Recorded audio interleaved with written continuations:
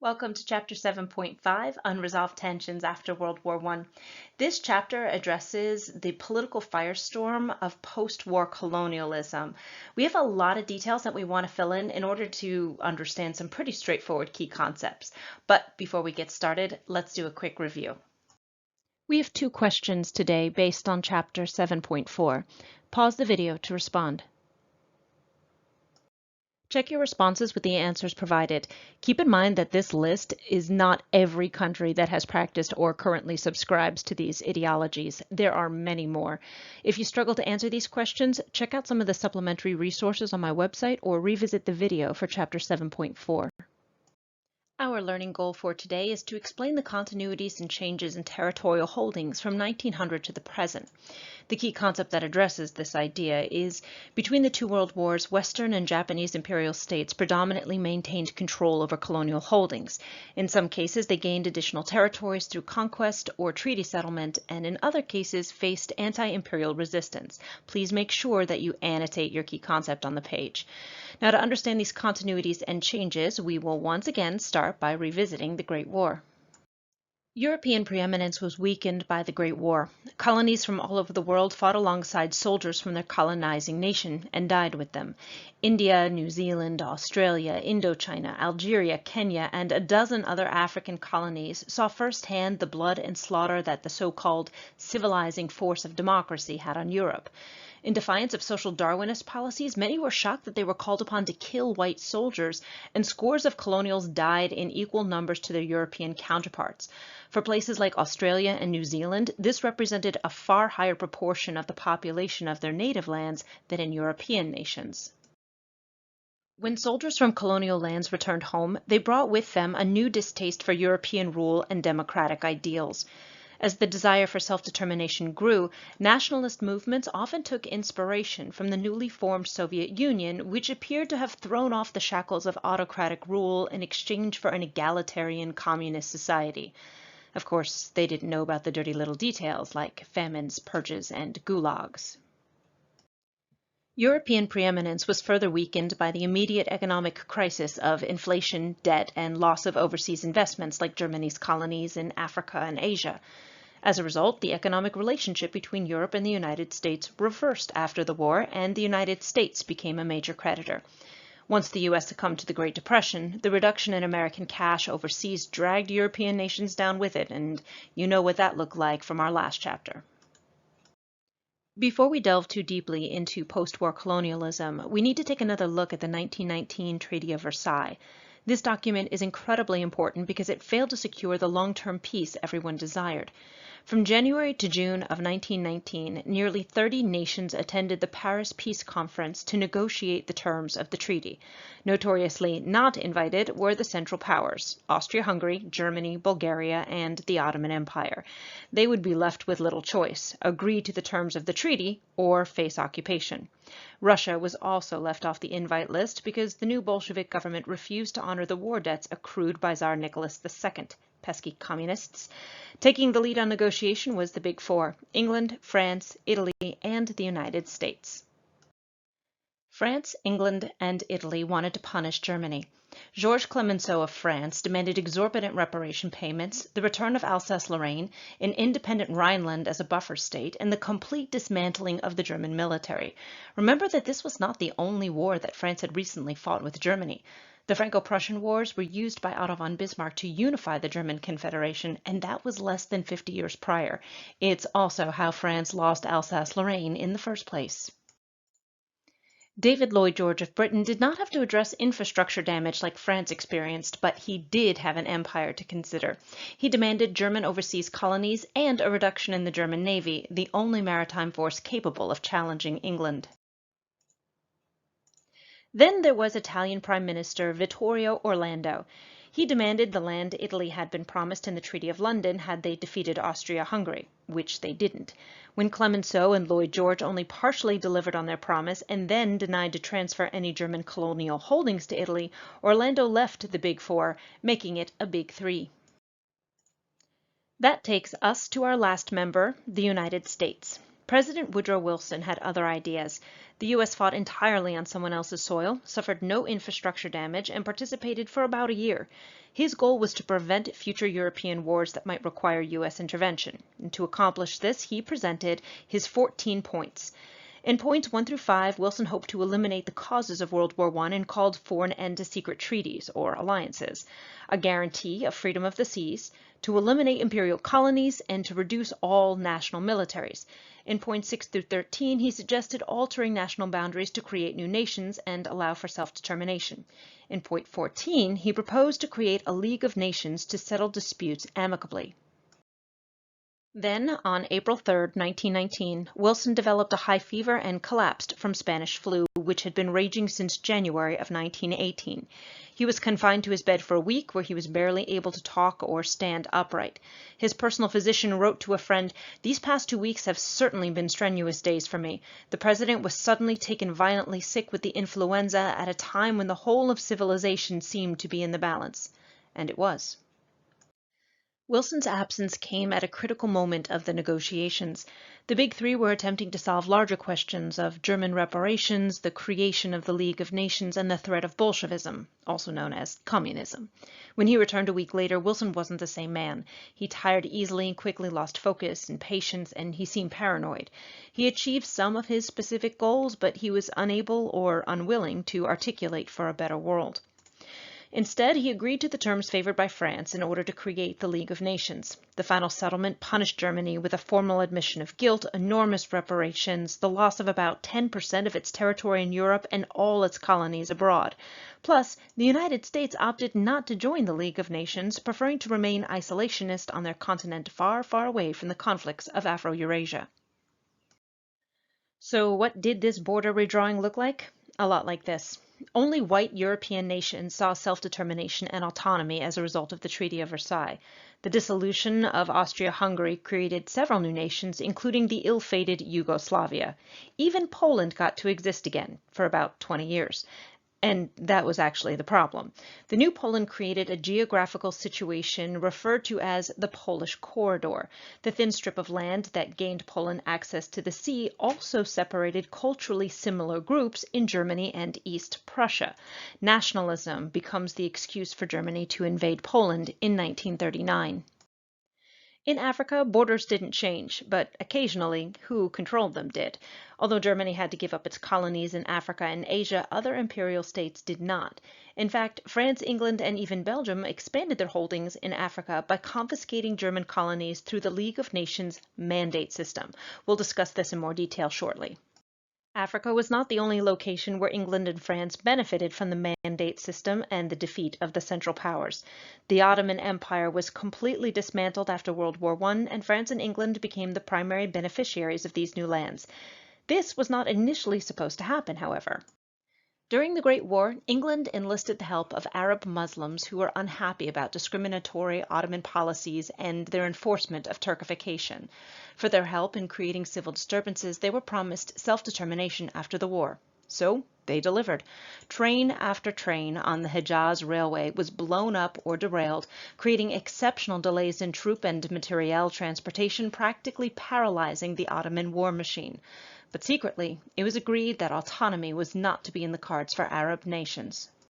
The Sykes-Picot Agreement of 1916 divided the Arab world between France, England, Italy, and Russia after the war. Since World War I took an unexpected turn after the Russian Revolution and Italy's defeats by Austria-Hungary, the issue of splitting the Ottoman Empire was left to the League of Nations after the war. Here, they decided on the mandate system. Under the mandate system, the victors of World War I were given responsibility for governing former German and Ottoman territories as mandates from the League. The ultimate goal was the political development of each mandate toward eventual independence. As such, mandates were classified by how ready a nation was to be autonomous. Although perhaps ensuring stability in the Middle East and Africa, mandates were awarded with full consideration of both public and secret agreements. That meant that the Sykes-Picot Agreement of 1916 would be in force along with another secret agreement, the Balfour Declaration of 1917. Before you freak out over too many dates, I keep saying them to help you establish a mental timeline of events. If that image is a little blurry right now, here it is in a nutshell. Please understand that College Board is not going to ask you for the exact date of any of these events except perhaps those in yellow. The rest is best understood in relation to each other. For example, if you know that the war ended in 1918, clearly the treaty process has to follow. So pause the video if you need a moment to take it all in. Back to the Balfour Declaration.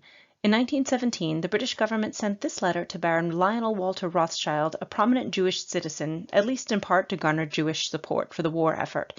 It proclaimed British backing of Zionism and the creation of a Jewish homeland, specifically in Palestine, where Palestinians were already living. When the Ottoman Empire was dissolved after World War I, the mandate system created by the Treaty of Versailles entrusted Britain with the administration of Palestine and with the understanding that it would work on behalf of both its Jewish and Arab inhabitants.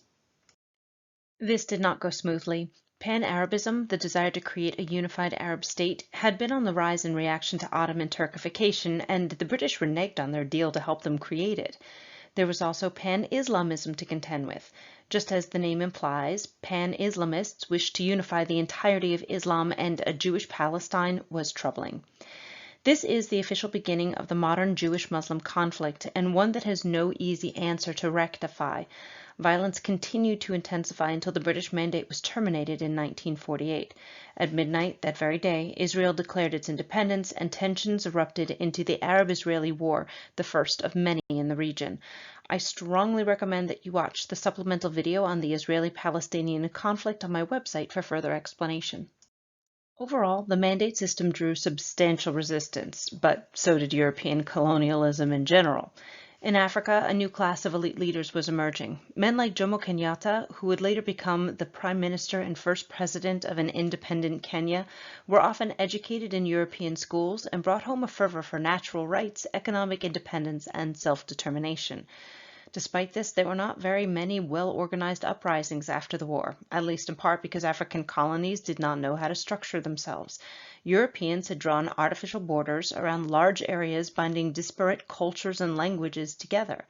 This was no accident, mind you. Pitting Africans against each other strengthened the control of European powers. So, should African nationalists define their new nation by keeping their European-imposed borders?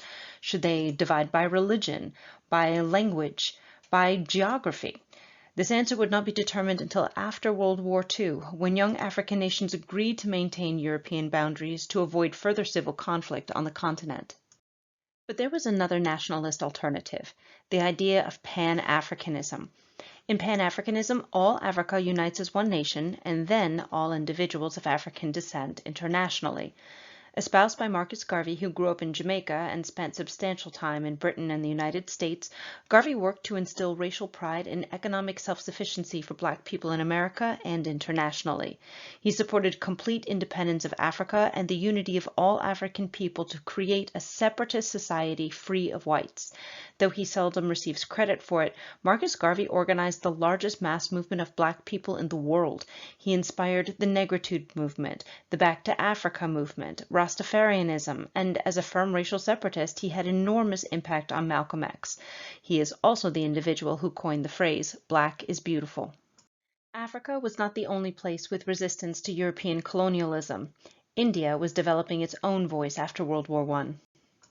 The establishment of trains across India during the 19th century linked the country for the first time and created a sense of unity in a religiously and geographically diverse land.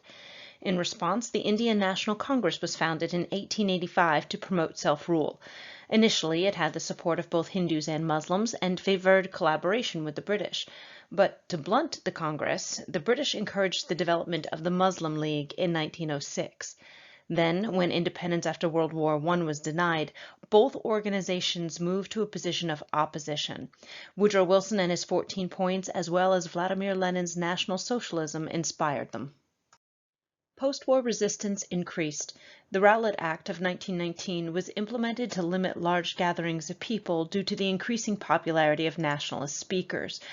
More often than not, these gatherings ended with Indian youths rioting and damaging British businesses and property. In Amritsar, India's holy city of the Sikh religion, protests continued in reaction to the heavy war tax imposed against the Indian people.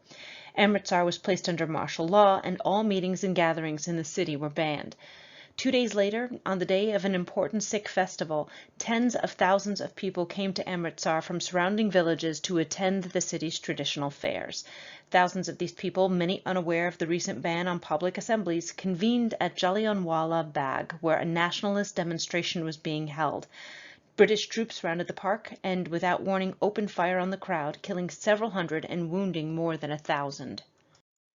In response to the massacre, Mohandas Gandhi took the helm of resistance. Gandhi was a lawyer turned social and political activist.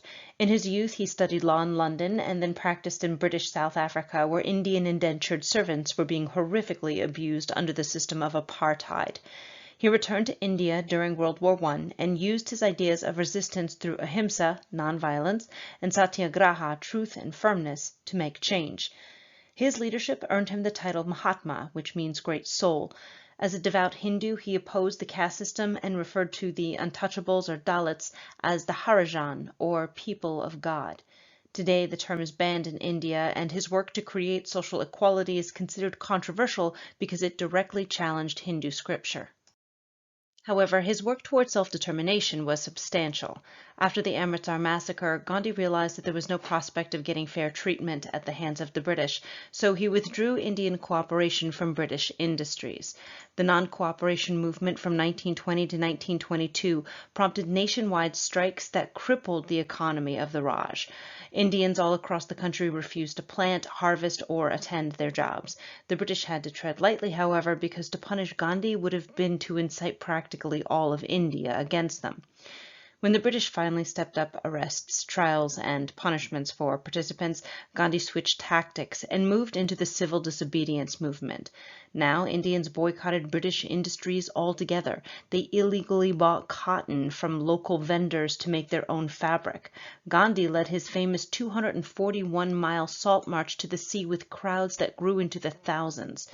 The British salt tax was considerably oppressive, as the mineral was abundant along the coast, illegal to harvest, and expensive to pay for. By picking up just a handful of salt, Gandhi overtly challenged British law. These acts of satyagraha earned Gandhi several stints in jail, but also slow movement towards Indian autonomy. Finally, in 1937, the Raj agreed upon the formation of the Government of India Act, creating an autonomous native legislature. It was comprised of approximately 600 princes whose kingdoms had not been powerful enough for the British to depose them, and they refused to cooperate with each other. Distrust between Muslims and Hindus was a substantial barrier to collaboration, and it led Muhammad Ali Jinnah of the Muslim League to formally propose the partition of India to include a separate Muslim state, Pakistan.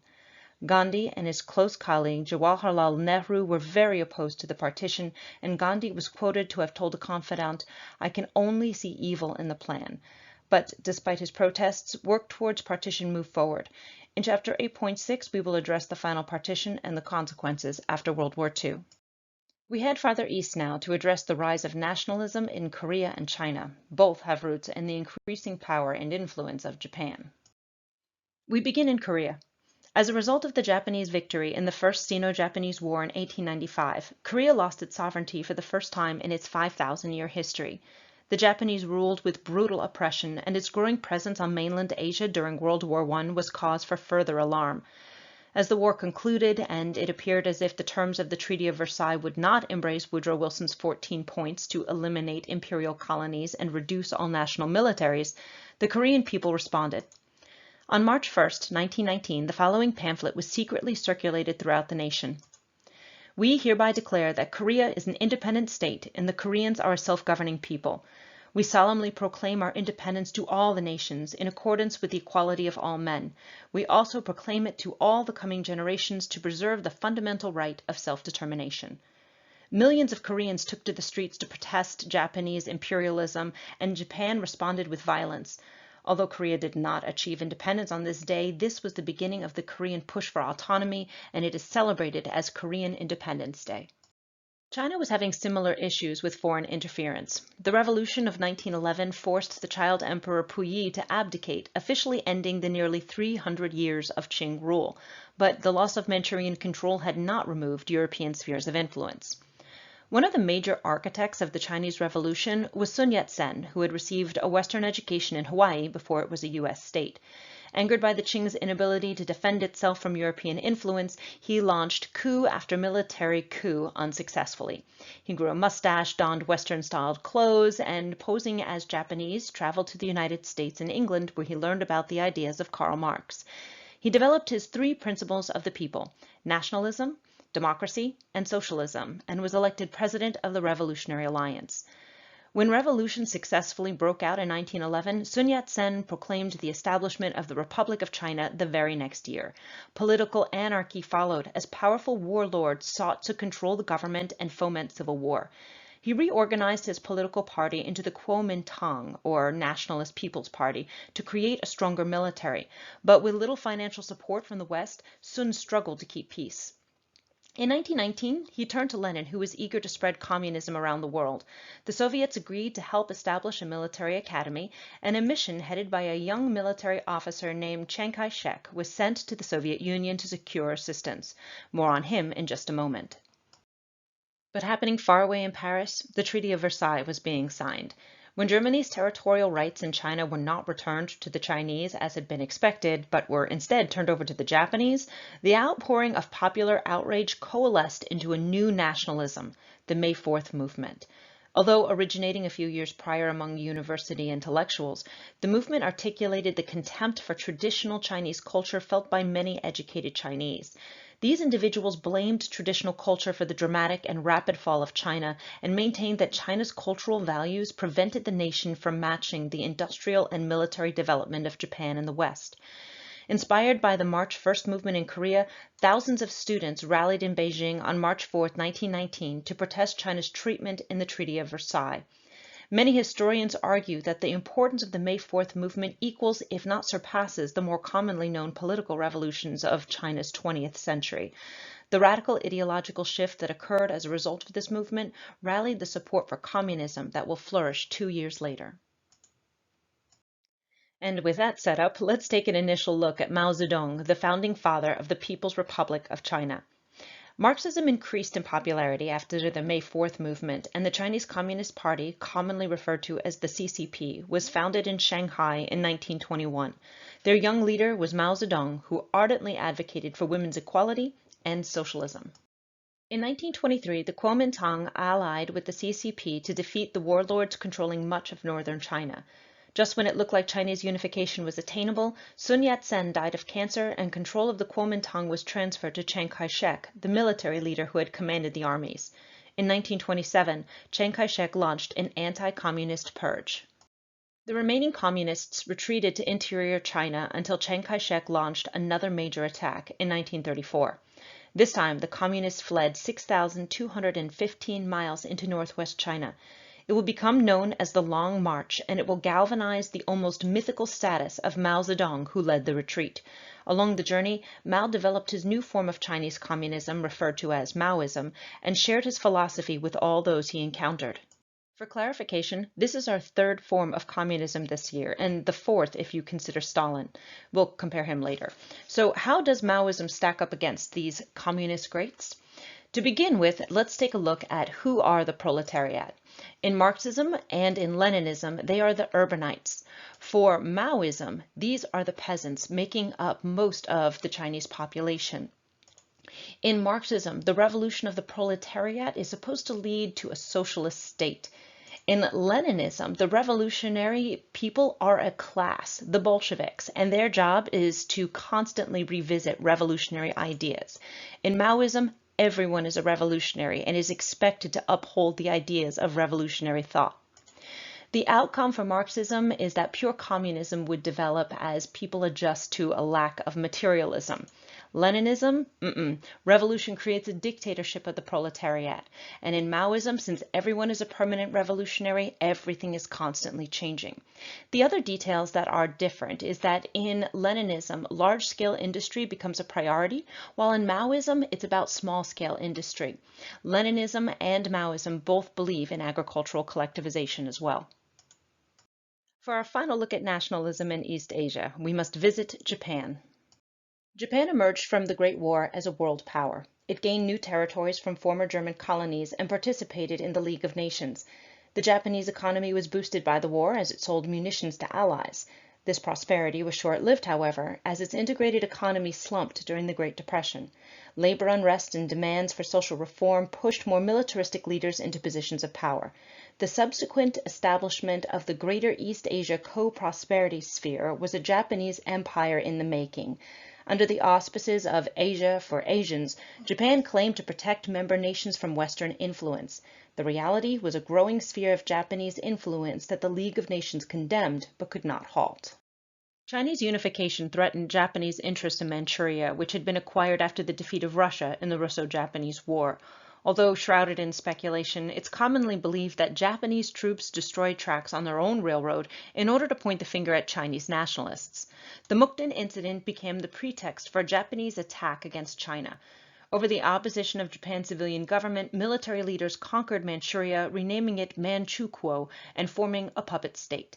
A puppet state is one that outwardly appears to be running independently, but it actually is controlled by another more powerful state. The League of Nations censored Japan for their actions, so Japan just left the League of Nations. Without the backing of the United States or an international military to respond, the League could do nothing but watch as Japan expanded at an alarming rate. This new militant Japanese national identity helps set the stage for global conflict. That was a lot of information. Let's take a moment to review today's learning goal. Explain continuities and changes in territorial holdings from 1900 to the present. In this video, we addressed Germany, Eastern Europe, the Middle East, Africa, India, Korea, China, and Japan. By understanding the impact of the Treaty of Versailles, many of these changes become categorical instead of isolated incidents. Consider that the mandate system generated similar reaction in the Middle East and Africa, that Japan's favored status garnered similar reactions from Korea and China, that German punishments and India's denied independence led to galvanizing populations. In the end, it all comes back to nationalism. All these places rallied their populations to oppose their perceived injustices, even Japan, who wanted Western powers out of Asia. If you're still struggling to respond to this prompt, review your text, check out the supplementary information on my website, or ask me some questions. I'll see you in class.